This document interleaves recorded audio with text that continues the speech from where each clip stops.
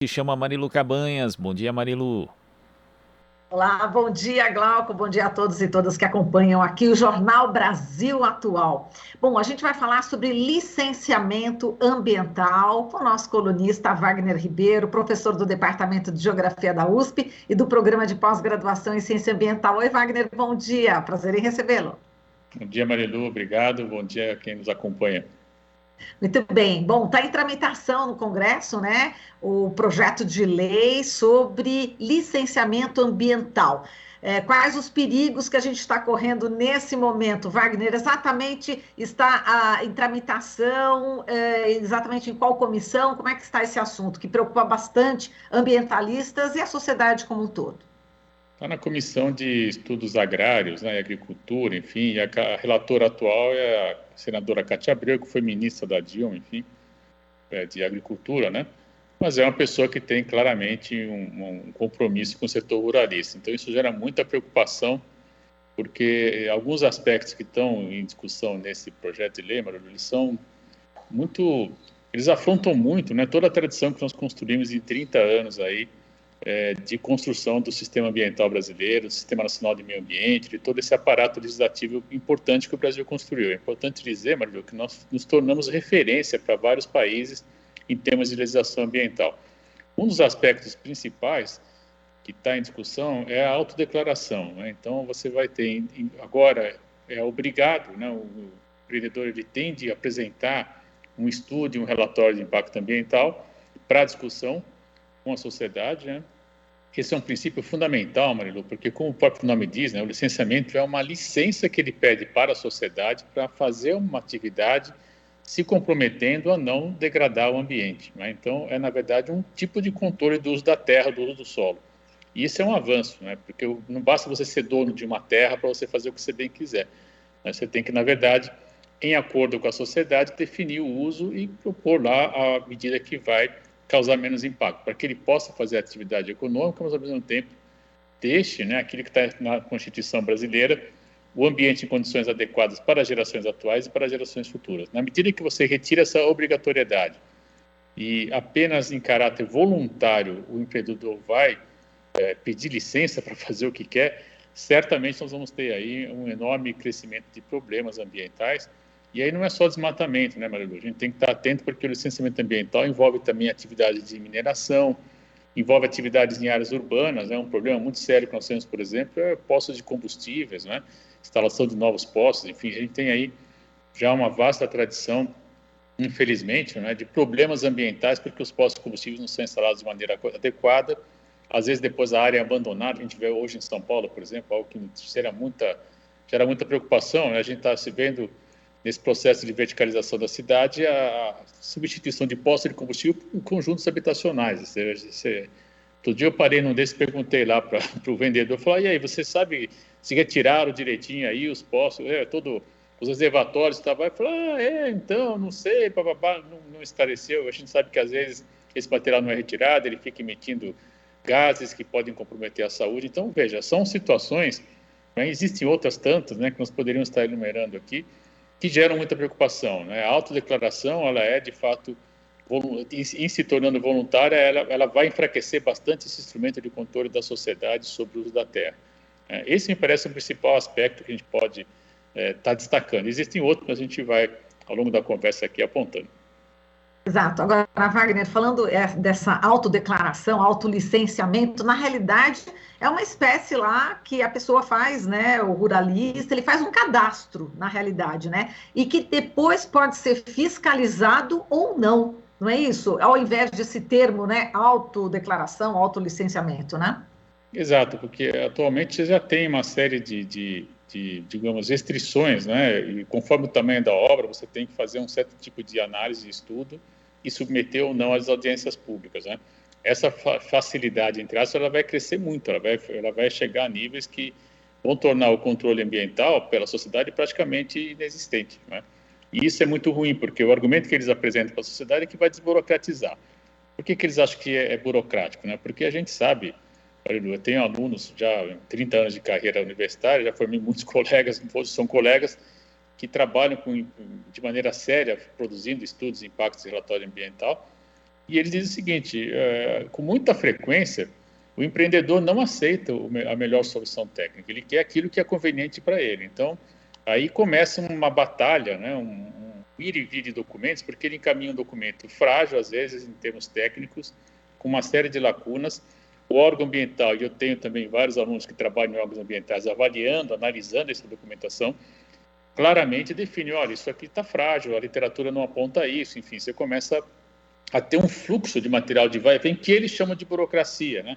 Quando na verdade é um estudo mal feito, que na origem não é mal feito, o empreendedor que não aceita a melhor solução técnica apresentada e começa então, num primeiro momento, enfim, incomodar o técnico que está fazendo o estudo e depois incomoda o Estado porque fica mandando um trabalho ruim, cheio de lacunas, né? E aí evidentemente que o técnico que está na função importante de salvaguardar o interesse público, ele acaba muitas vezes pedindo mais esclarecimento. E esse ir e vir que eles chamam de burocracia, quando na verdade são estudos mal feitos que levam a essa aparente confusão, mas na verdade o técnico que gera o estudo, quanto também o técnico que está analisando o estudo, estão preocupados com o interesse geral, né? E isso é que deveria predominar. Então você imagina como é que vai, se já está assim, com todos os mecanismos que nós temos, imagina o que vai virar, né, quando vai ter o autolicenciamento, a autodeclaração. Aí realmente é a barbárie em termos de conservação ambiental. Exato, você tocou agora nesse ponto, né, Wagner? Do jeito que já está ruim, né? Então a gente lembra aqui em relação a esse cenário atual que a gente tem, estava até acompanhando um vídeo, uma live aí da Brasco, né, para a gente se preparar aqui para a conversa contigo, e eles estavam traçando aqui o cenário atual que você sempre está frequentemente lembrando, né? As tragédias e crimes, né, da mega mineração, né, de Mariana Brumadinho, derramamento de óleo bruto, né, na orla marítima, os incêndios no Cerrado, o crescimento exponencial do uso de agrotóxicos, a crise hídrica, o garimpo criminoso nas terras indígenas, desmatamento em todos os biomas, a perda da biodiversidade, né, que já atinge níveis aí irreversíveis. Quer dizer, o contexto aí de emergências climáticas também, que é um problema atual, a gente está vendo aí, enfim, essas chuvas, né, tão intensas no sul da Bahia e no norte de Minas Gerais. Quer dizer, a boiada já está passando, já faz um bom tempo, né, desde que houve o golpe, não é isso, Wagner? Então, é preocupante já hoje, não é uma coisa que, vamos para as próximas gerações, não, é hoje. A gente já está sofrendo na pele, a sociedade brasileira toda, não só os povos, os quilombolas, os ribeirinhos, os indígenas, nós da cidade também estamos sofrendo, né, Wagner? Não há dúvida, Marilu, muito importante isso que você está apontando, né? Porque com frequência o pessoal fala, mas a Amazônia está longe, né? Não sei o quê, a gente está aqui na cidade, a Mata Atlântica está lá na Serra da Cantareira, enfim, para quem está em São Paulo, por exemplo. Mas, na verdade, nós estamos falando de sistemas integrados, né? Nós vimos aí em agosto de 2019, né? 18, na verdade, quando chegou aqui aquela fumaça vindo das queimadas da Amazônia, né? Do mesmo modo que vem a fumaça, que é ruim, vem também a chuva, que é bom, né? É claro que agora nós estamos assistindo, no caso da Bahia, um deslocamento importante, causado já, segundo os meteorologistas e climatólogos aí, então, já com indicação, né, desses eventos extremos, houve um certo deslocamento em função de um sistema de baixa pressão, entrou com muita força lá e a massa ficou concentrada, gerando esse volume de chuva absurdo, né? Que era para chover em 6 meses, choveu em poucos dias, né? A média era de 80 milímetros, chegou a 500 milímetros, imagine você, é algo realmente impressionante o que ocorreu lá. E é um efeito já dessas mudanças climáticas, desse desmatamento que, de alguma maneira, altera, né, o que a gente está chamando de rios transfronteiriços, né, aéreos, né, que é a água que sai da Amazônia e ela acaba sendo oferecida, entre aspas, né, como um serviço ambiental para outras partes do Brasil. Então, quando você tem um desmatamento lá, você afeta essa dinâmica de maneira expressiva. Quando você tem a urbanização sem controle, a gente está criando áreas de temperatura mais elevada, né?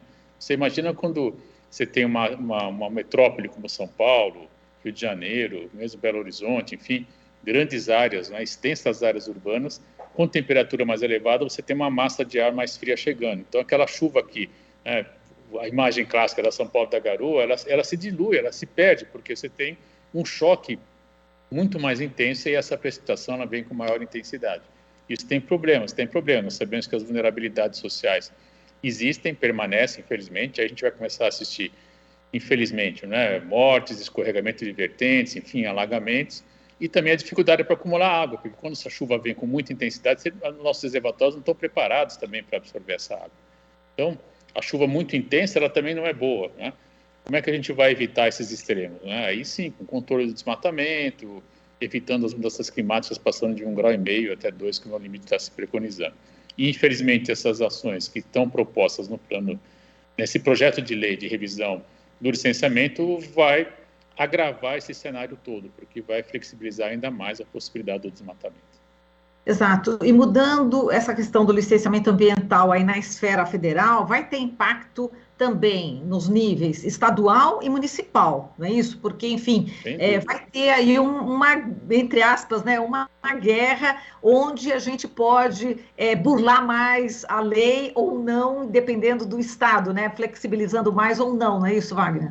Na verdade, o projeto de lei está buscando uma centralização, né? Hoje a gente tem um Sistema Nacional do Meio Ambiente que foi construído, eu tive a satisfação de participar de muitas assembleias públicas discutindo isso aí na época do começo dos anos 2000, né? Primeiro governo Lula, Marina Silva ainda uma outra perspectiva como ministra, enfim, não só eu, outros tantos colegas, companheiros, ajudamos a construir isso com audiência pública, não era reunião fechada de consultoria, né? Que a gente está assistindo agora, né? E é um outro cenário. E o Sistema Nacional do Meio Ambiente, ele deixa muito claro, Marilu, o município, se ele tiver um grupo técnico habilitado, ele pode fazer licenciamento ambiental. A mesma coisa vai para a escala estadual, né? E aí sim, se não houver nessas duas escalas, chega na escala federal. Esse modelo atual está propondo quase que uma ruptura de toda essa organização, centralizando de novo, né, na escala federal. O que, para o governo atual, né, é muito ruim. Se tivéssemos um governo mais democrático, talvez possa ser bom. Então, essa centralização, de todo modo, ela tira poder dos municípios e dos estados, né? A Constituição de 88, ela foi bastante, eu não uso a palavra municipalista, que eu acho um pouco exagerado, mas ela foi descentralizadora. Nós vimos de um período de ditadura, de centralização do poder, e ela flexibilizou, no caso da gestão ambiental, permitindo aos municípios que consigam montar um grupo técnico se tornarem também membros do Sistema Nacional do Meio Ambiente e emitirem licenciamento. Esse projeto de lei está mexendo com isso tudo, né, promovendo uma nova centralização, que é clássico de governos autoritários, como a gente está assistindo hoje, infelizmente, no Brasil. E, Wagner, só para a gente lembrar, hoje, Chico Mendes, né, o seringueiro, grande líder brasileiro, faria 77 anos, né, é aniversário de nascimento dele, e é importante sempre a gente reverenciar a memória de Chico Mendes nesse momento, não é isso, Wagner?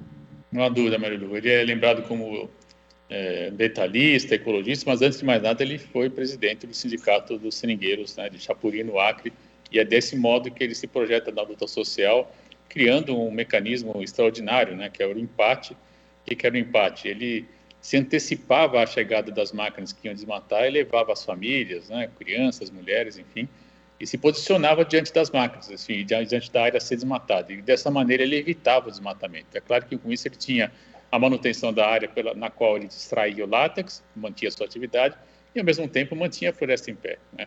Então, por conta disso, infelizmente, ele foi assassinado de maneira, enfim, covarde, né? Tiro pelas costas, enfim, na sua própria residência.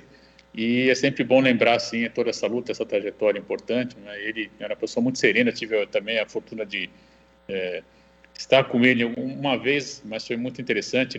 Foi justamente quando ele fez a última palestra dele, né? Foi na Associação dos Jovens Brasileiros, na USP, em São Paulo, em 88, pouco antes dele ser assassinado. Inclusive, naquele momento, ele anunciou que estava sendo ameaçado. Nós ficamos muito preocupados. Ele já havia apontado essa possibilidade em outros eventos também, né?